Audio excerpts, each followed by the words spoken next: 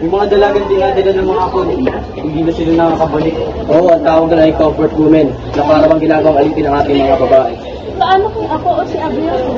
Hindi dapat. Kailangan kayo pumunta ng mga kailangan sa bahay. Kami namin lahat, pero maganda kayo. Yung mga dalaga, mama kayo, kailangan kayo mga sundalo.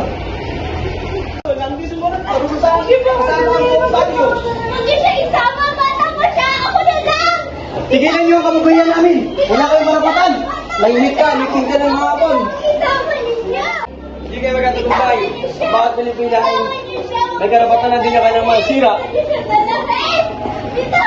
Mas gugustuhin ko pa mamatay kaysa makita ang mga babae ginagawang alipin.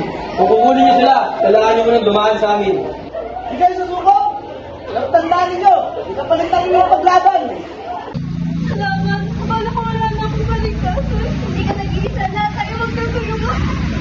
Ang laban na ito ay hindi ang laban ng babae. Ito ay laban ng buong bayan. Oo, hanggat may Pilipinong lumalaban, hindi kailanman magwawagi ang pananakot.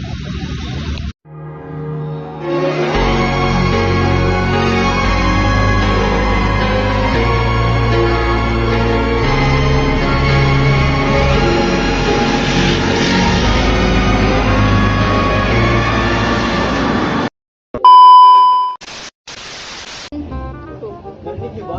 Yung mga dalagang... One, Go ka nga. Go ka kasi. one, go. Narinig niyo ba?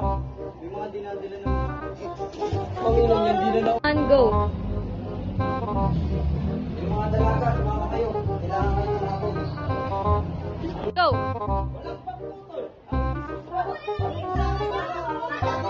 Sigilan niyo mga kababayan.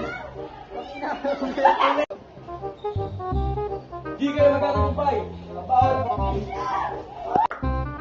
Di kayo magkatagumpay. Bawat...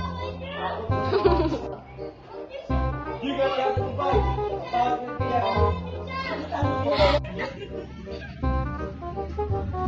Pilipina. Ayan po yung pinag-iila ko.